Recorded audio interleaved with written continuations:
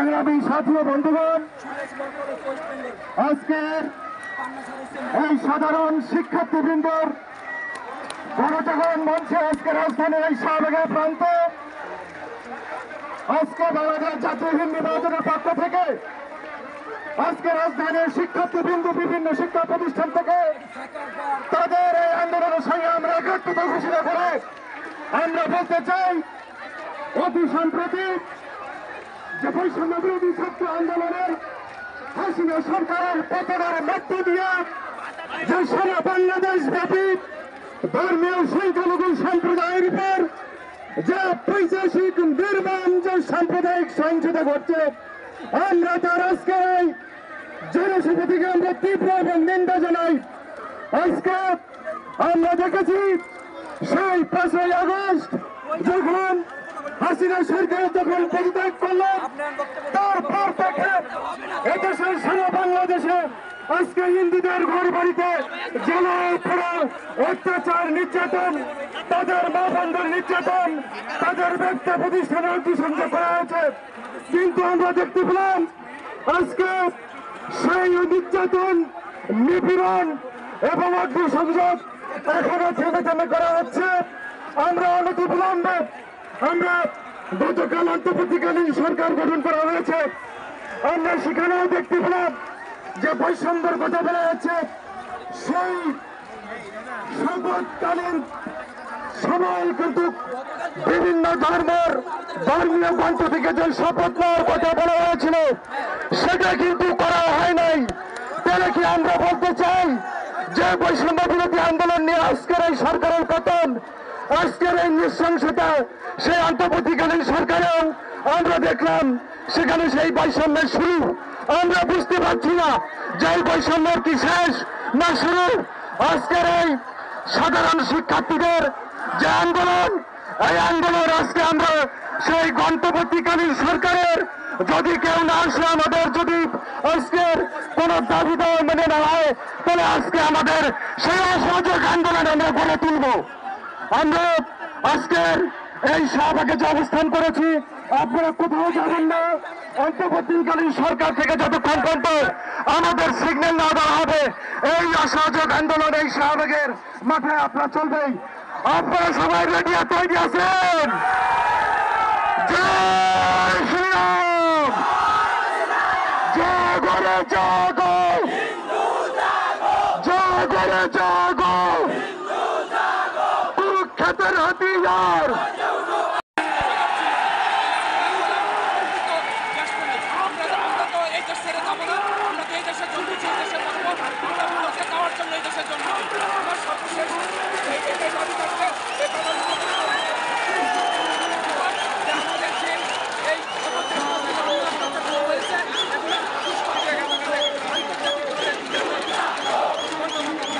এই দেশ ছেড়ে আমরা কোথাও যেতে চাই না।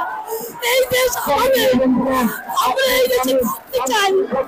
এই দেশ আমাদের, আমরা মরে গেল এই দেশ ছাড়বো না।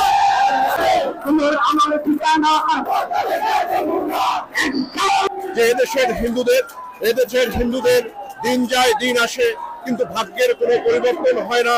বিভিন্ন জায়গায় আমরা দেখলাম যে হিন্দুদের বাড়িঘর লুট করার জন্য সবাই, ছাত্র জনতা থেকে শুরু করে বিভিন্ন দল মত নির্বিশেষে হিন্দু জনতার বাড়িঘর লুটপাটে, অগ্নিসংযোগ এবং হিন্দুদের বাড়িঘর, ব্যবসা প্রতিষ্ঠান সহ বিভিন্ন স্থাপনায় তারা অগ্নিসংযোগের মাধ্যমে এদেশের সংখ্যালঘুদের মাঝে একটা ত্রাসের রাজত্ব কায়েম করে দিয়েছে।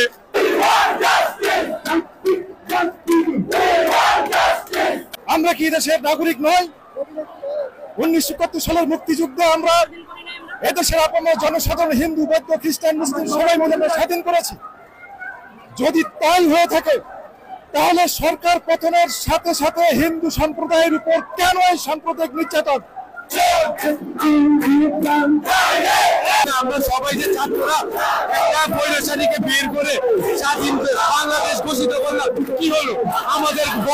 আমাদের বাড়ি ঘরে আগুন দেওয়া হচ্ছে কেন? আমাদের দোষ কি? আমরা কি করেছি যে আমাদের হিন্দুদের ঘরে বাড়িতে আগুন দেওয়া হবে? এই দেশের মধ্যে বাংলাদেশের হিন্দু সম্প্রদায় সবচেয়ে বেশি দেশপ্রেমিক। এটা কিভাবে?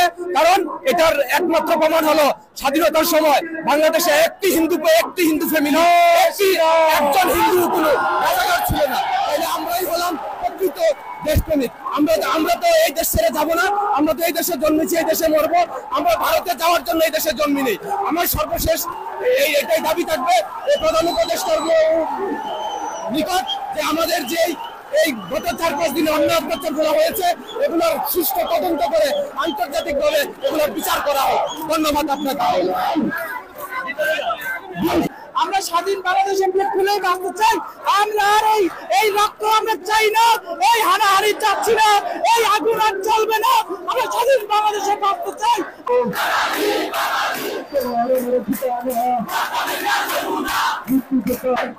আমরা একটা গণতান্ত্রিক দেশ চাই। আমাদের সংখ্যালঘুরা যাতে সমান অধিকার এদেশে পায়। আমার ভাই বোন প্রত্যেকটা পরিবার যাতে সুরক্ষা থাকে, লুটপাট যাতে না হয়, ধর্মীয় প্রতিষ্ঠান যাতে সুরক্ষা থাকে, নিরাপদ থাকে। আমরা সেই জায়গায় আজকে এখানে এসেছি।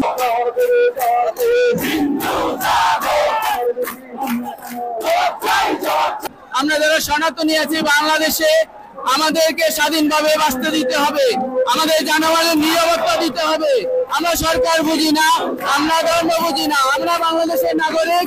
আমরা বাংলাদেশের স্বাধীনভাবে বাংলাদেশের সংবিধানে যে আইন আছে সেই আইন অনুযায়ী আমরা সনাতনীরা সমানভাবে সমান অধিকার নিয়ে বাংলাদেশে বাঁচতে চাই।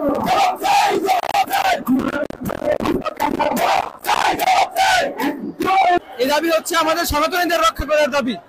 এই কালচক্র এবং এই রকম